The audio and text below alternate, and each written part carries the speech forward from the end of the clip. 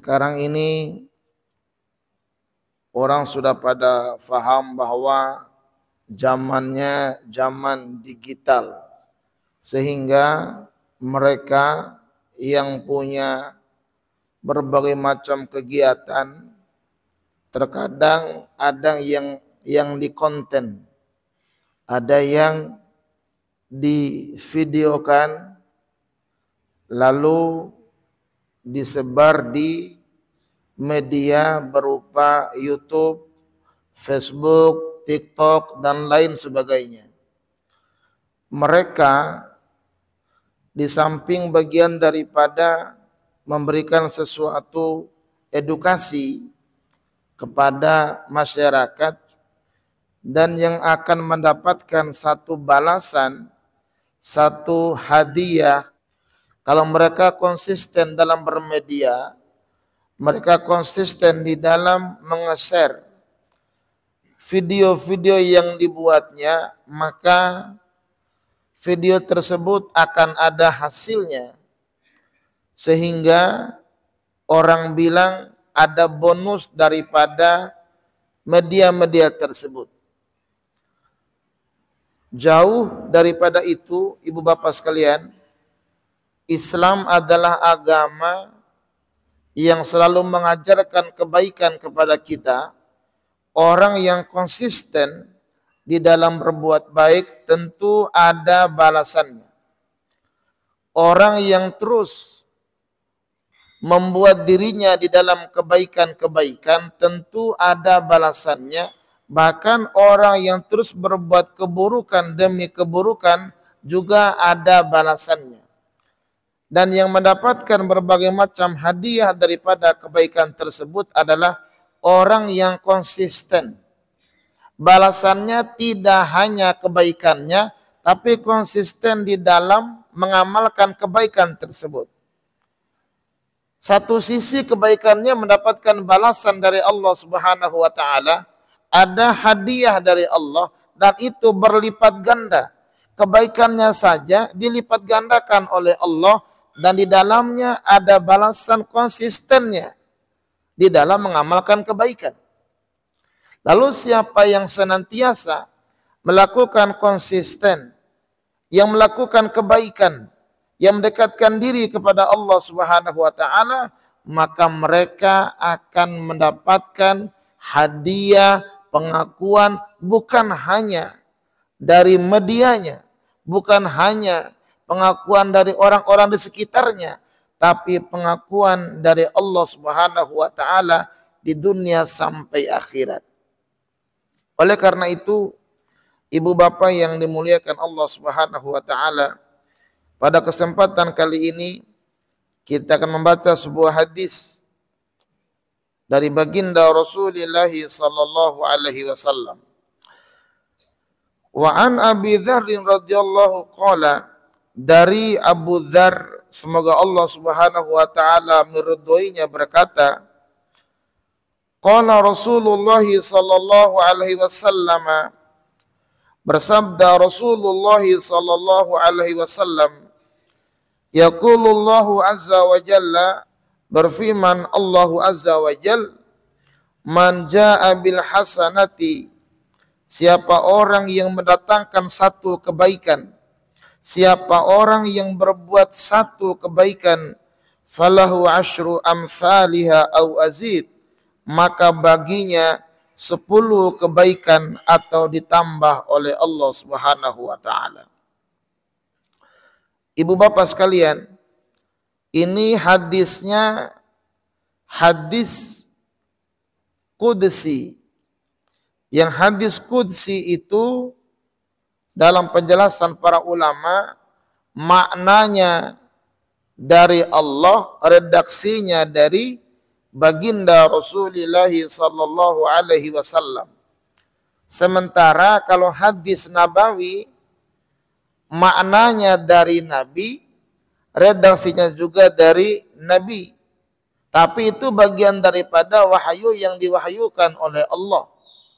Sementara Al-Quran adalah maknanya dari Allah, redaksinya juga dari Allah Subhanahu wa taala.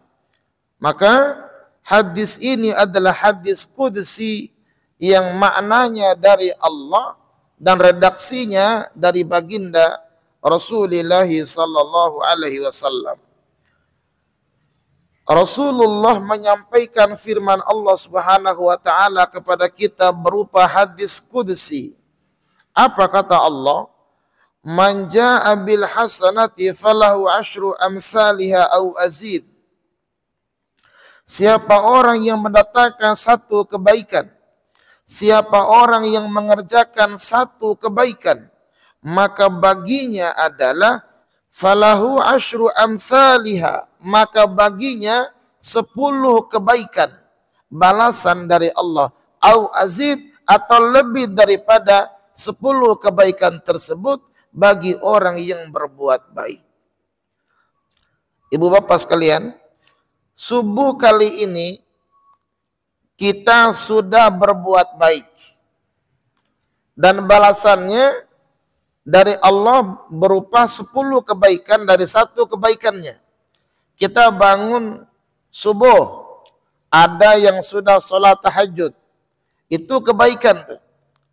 Orang yang sholat tahajud bukan lagi satu kebaikan, tetapi sudah kebaikannya banyak.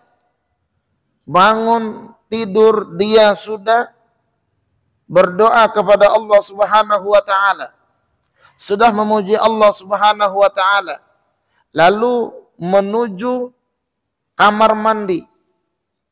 Itu sudah merupakan kebaikan yang mendapatkan balasan dari Allah.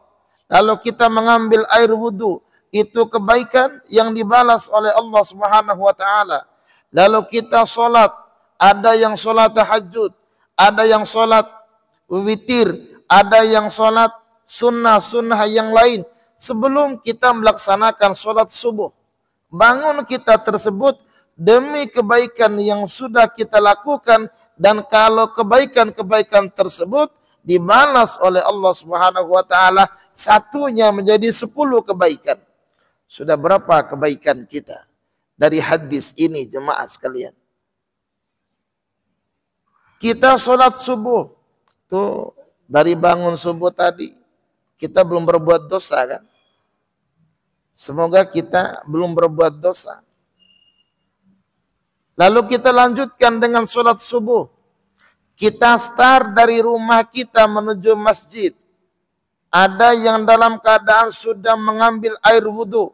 Yang kata Nabi, siapa orang yang keluar dari rumahnya dan menuju masjid, dan orang tersebut sudah suci dari hadasnya, maka langkah-langkahnya merupakan kebaikan. Satu langkah derajatnya diangkat oleh Allah. Langkah kaki yang satunya lagi dosanya diampuni oleh Allah Subhanahu wa taala. Itu kebaikan demi kebaikan sudah kita lakukan, dan balasan dari Allah satu kebaikannya menjadi 10 kebaikan. Lalu kita lanjutkan dengan sholat subuh. Itu kebaikan. Ada yang qobliyah terlebih dahulu, ada yang tahiyatul masjid, masuk sholat subuh, lalu habis sholat subuh kita zikir, kita istighfar, kita tahlil, dan sekarang kita lanjutkan dengan ta'lim, kita lanjutkan dengan mengkaji hadis-hadis Nabi, kita i'tikaf di masjid. Ini kebaikan demi kebaikan yang balasannya dari Allah amat luar biasa. Dalam salah satu riwayat, Pak, duduknya satu orang di dalam masjid, duduknya satu orang dalam majlis yang dia tersebut mempelajari ilmu, mendengarkan kajian ilmu, maka riwayat tersebut pahalanya seperti orang yang sholat sunnah 1000 rakaat. Kira-kira siapa di antara ibu bapak yang sudah melaksanakan umur seperti ini sholat sunnah 1000 rakaat? Masya Allah, kalaupun sudah ada sangat luar biasa. Tapi kalau tidak, duduk kita satu saat dalam majelis ilmu, mengkaji hadis-hadis Nabi, mengkaji ayat-ayat Al-Quran, maka itu pahalanya seperti sholat sunnah 1000 rakaat. Pahalanya luar biasa. Nih yang puluhan orang ini, Masya Allah. Itu kebaikan demi kebaikan. balasan dari Allah Subhanahu wa taala. Lalu nanti kita lanjutkan kebaikan-kebaikan yang lain. Ini satu reward dari Allah Subhanahu wa taala. Ini satu balasan dari Allah Subhanahu wa taala. Kalau kita dalam hidup dan kehidupan ini kita senantiasa berbuat baik, balasannya bukan satu kebaikan, tapi satu kebaikan menjadi 10 kebaikan, jemaah sekalian. Au azid, atau lebih daripada itu. Ini hebatnya orang yang beriman kepada Allah. Ini hebatnya orang yang senantiasa mendekatkan diri kepada Allah Subhanahu wa taala, bahwa kebaikan-kebaikannya selalu dibalas oleh Allah. Maka dalam hidup ini, Pak, jangan malas berbuat baik, sekecil apapun kebaikan kita. Dan tentu kebaikan itu ada landasannya. Landasannya syariat Allah. Landasannya Al-Quran. Landasannya hadis Nabi. Landasannya para ulama. Landasannya para guru, para kiai-kiai kita yang mengajarkan tentang kebaikan demi kebaikan, sehingga bernilai pahala di hadapan Allah, dan nanti kita bisa amalkan, nanti kita bisa petik saat kita berada di alam akhirat dan masuk ke dalam surga Allah Subhanahu wa taala. Itu satu kebaikan dibalas 10 kebaikan. Lalu apakah sama apabila ada seorang hamba yang berbuat dosa, balasannya 1 dosa, mungkinkah 10 dosa? Kita lihat dalam hadis ini, wa man jaa bisayyi'ati fajaza'u sayyi'ah sayyi'atu mithluha. Barang siapa yang mendatangkan satu keburukan, barang siapa yang berbuat dosa, barang siapa yang berbuat maksiat, barang siapa yang berbuat mungkarat, fajaza'u sayyi'ah, maka balasannya adalah keburukan tersebut sayyi'atu mithluha. Satu perbuatan dosa balasannya seperti perbuatan dosa tersebut. Jadi 1 dosa dibalas 1 dosa, bukan 10 dosa. Kalau 1 kebaikan dibalas 10 kebaikan. Kalau 1 dosa dibalas 1 dosa. Nah, ini bagian daripada Rahmanur Rahimnya Allah. Hadiah untuk kita orang-orang yang beriman ini, tidak sama balasan dari Allah antara 1 kebaikan dengan 1 dosa. Kalau 1 kebaikan balasannya 10 kebaikan. Kalau 1 dosa balasannya 1 dosa. Orang umpama kalau berbuat judi balasannya 1 judi. Kalau 1 judi dosanya. Kalau orang minuman keras balasannya sekali minuman keras, ya balasannya sekali minuman keras. Nggak dilipat gandakan. Artinya semaksimal mungkin kita melanjutkan kebaikan dan menghindarkan daripada perbuatan dosa.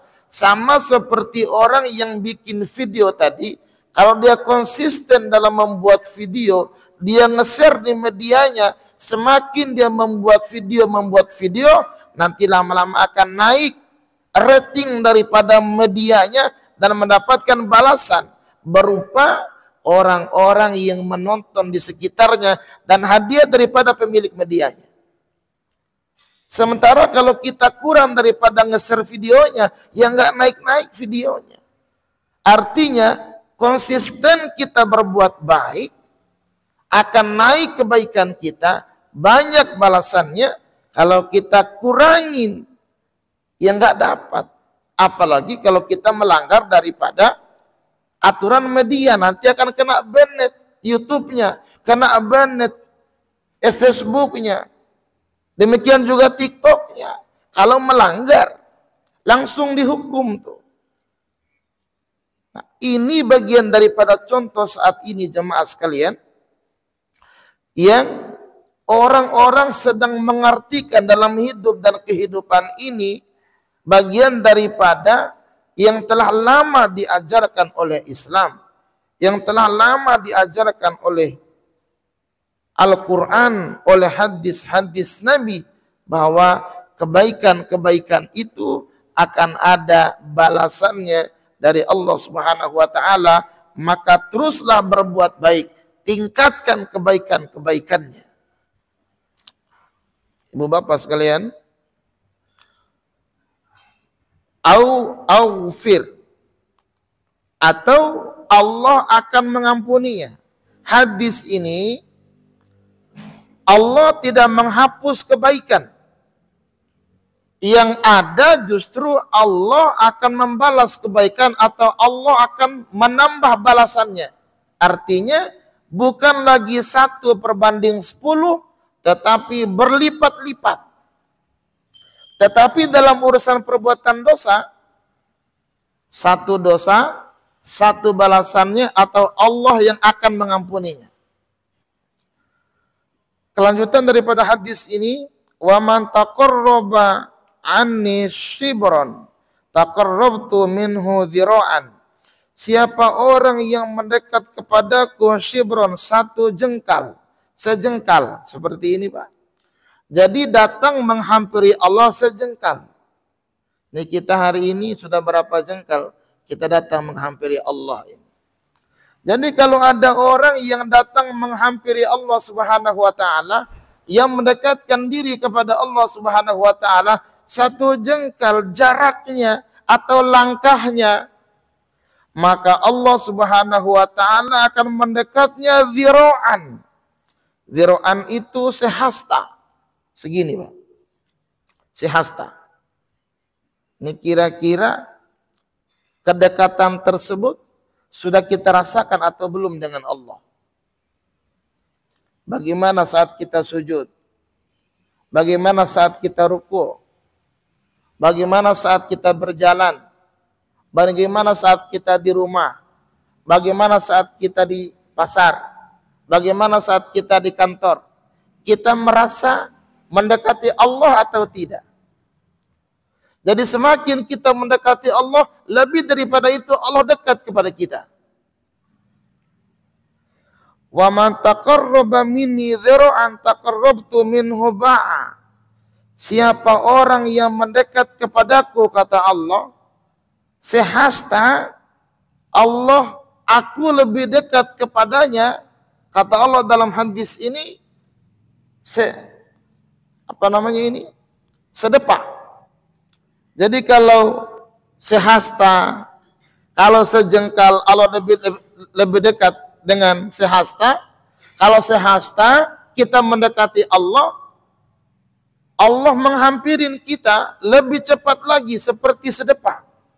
Kira-kira yang lebih panjang, sejengkal atau sehasta? Sehasta. Kira-kira yang lebih panjang, sehasta atau sedepak? Sedepak. Bahkan wa man atani yamshi ataituhu harwalah. Kata Allah, siapa orang yang mendatangiku berjalan, Allah akan mendatanginya dengan berlari. Lebih lagi jemaah sekalian. Kalau kita mendekati Allahnya itu seperti orang yang berjalan, maka Allah Subhanahu wa taala menyambut kita berlari. Kalau dalam Al-Quran itu fafiru ilallah, segera lari menghampiri Allah. Sementara dalam hadis ini kalau kita berjalan saja, Allah menyambut kita dengan berlari. Lalu bagaimana kalau kita mengamalkan perintah Allah? Kalau kita berlari, Allah lebih daripada itu mendekati kita. Nah ini yang bisa kita lakukan untuk terus mendekati Allah. Ada orang-orang yang mau menghampiri Allah, yang mendekatkan diri kepada Allah tentu berbuat baik. Nah, cara mendekati Allah itu berbuat baik seperti yang awal daripada hadis ini. mengamalkan perintah Allah, mengamalkan perintah Rasulullah, meninggalkan yang dilarang oleh Allah Subhanahu wa taala, itu adalah orang yang sedang menghampiri Allah, orang yang sedang mendekatkan diri kepada Allah Subhanahu wa taala. Dia mendekatkan diri kepada Allah sejengkal, Allah lebih dekat lagi. Siapa yang mendekatkan diri kepada Allah Subhanahu wa taala sehasta, Allah lebih dekat lagi. Siapa yang berjalan menghampiri Allah, mendekati Allah, Allah menyambutnya dengan lari mendekati kita. Tapi sekarang kita mendekati Allah ini seperti orang yang berlari atau seperti orang yang berjalan. Bukan berarti kalau ke masjid lari, bukan. Ini adalah sabda, ini adalah firman Allah yang mengajarkan kepada kita, kalau kita lari menghampiri dunia, kalau kita lari mengejar dunia, kenapa kita tidak lari mengejar Allah? Artinya semangat kebaikannya, semangat ibadahnya, menghampiri Allah seperti orang yang lari semangatnya. Ini kalau kita ada panggilan urusan proyek, macet sedikit, gimana tuh kondisi batin kita? Marah-marah, gelisah. Kita pengen ngebut mendekati proyek, kita pengen ngebut mengejar impian, kita pengen ngebut mengejar cita-cita dunia. Kita pengen ngebut masuk kantor, kalau telat dimarahin sama atasan. Kalau telat nanti nggak dapat reward, nanti nggak dapat balasan, nanti nggak dapat tambahan, nanti nggak dapat bonus. Sekarang kita diajarkan untuk menghampiri Allah yang harusnya kita lebih lari, sama seperti kita melari mendatangi dunia, mengejar dunia. Tapi kalau ada HP kita, Pak, kalau ditelepon sama orang, kita buru-buru ngangkatnya. Itu urusan dunia. Bagaimana kalau kita ada suara azan dikumandangkan, ada suara-suara kebaikan yang dikumandangkan? Harusnya kita melebihi daripada demikian. Itulah makna lari terus menghampiri Allah. Berusaha semaksimal mungkin mendekati Allah Subhanahu wa taala. Dan dimanapun kita berada, kita bisa terus menghampiri Allah, mendekati Allah dengan cara kita mengamalkan perintah Allah, meninggalkan yang dilarang oleh Allah. Bahkan perintah yang lebih jelas dalam Al-Quran itu, wasari'u ila magfiratim mir rabbikum wa jannah. Bersegeralah kalian semuanya mendapatkan ampunan dari Tuhanmu dan surga. Di ayat yang lain, wasabiqu ila magfiratim mir rabbikum wa jannah. Berlomba-lombalah kalian meraih ampunan Tuhanmu dan surga. Ayat ini, Pak, mirip. Bedanya pada awal ayat, yang satu wasari'u, yang satu wasabiqu. Kalau yang wasari'u bersegera, kalau yang wasabiqu berlomba-lomba. Ini sebentar lagi ada lomba Agustusan nih. Orang berlomba-lomba. Mau lomba Agustusan aja minta urunan sama masyarakat. Masa kita mau lomba-lomba menghadap Allah? Maka malas-malasan. Semangat menghampiri Allah. Semangat menghampiri ampunan Allah dan surganya Allah. Dua, Pak, yang kita kejar nih, maghfirah wa jannah. Ampunan dan surga. Maghfirah itu bisa isim makan, bisa isim zaman. Isim makan itu kata tempat, isim zaman itu situasi dan kondisi. Artinya apa? Menuju tempat datangnya ampunan Allah dan mengamalkan perbuatan yang bisa mendatangkan ampunan Allah. Orang yang bermajlis itu, orang yang i'tikaf, orang yang beribadah satu tempat, satu kondisi yang bisa mendatangkan ampunan dari Allah Subhanahu wa taala. Berarti kalau pada subuh kali ini kita bermajlis, kita i'tikaf, kita berbuat baik di sini, ini adalah tempat yang bisa mendatangkan ampunan dari Allah Subhanahu wa taala. Dalam salah satu riwayat, malaikat menghamparkan sayapnya. Lalu malaikat tersebut melaporkan kepada Allah Subhanahu wa taala. Lalu Allah bilang, "Ishhadu inni ghafartu lahum." Ketahuilah wahai malaikatku, aku telah mengampuni dosa-dosa mereka. Maka orang yang duduk di majelis, orang yang beribadah seperti ini, mendengarkan kajian agama, pulang mereka dari tempat ini dosa-dosanya diampuni oleh Allah Subhanahu wa taala. Waman laqaitani bi qurabil ardi khati'ah la yusyriku bi syai'an laqaituhu bimithliha maghfirah. Barang siapa yang menghadap kepadaku bi qurabil ardi khati'ah, dengan dosa sebanyak isi bumi ini. Yang menghampiri Allah tidak hanya orang baik. Kalau ada orang yang mau mendekat kepada Allah Subhanahu wa taala, ada orang yang berjalan menghampiri Allah, walaupun orang tersebut berlumuran dosa, dosanya seperti isi alam ini saking banyaknya. Pokoknya perbuatan dosa apapun telah dia lakukan. Kalau sadar, kalau mau, silakan menghampiri Allah, asalkan la yusyriku bihi syai'a, kata Allah. Asalkan tidak menyekutukan Allah Subhanahu wa taala dengan sesuatu apapun, laqaituhu bimithlaha maghfirah. Aku akan berhadapan dengannya. Aku akan bertemu dengannya, kata Allah, dengan balasan berupa ampunan dari Allah Subhanahu wa taala seperti sebanyak itu dosanya. Mau dosanya seperti dunia dan isinya, balasan Allah, ampunan Allah lebih daripada itu.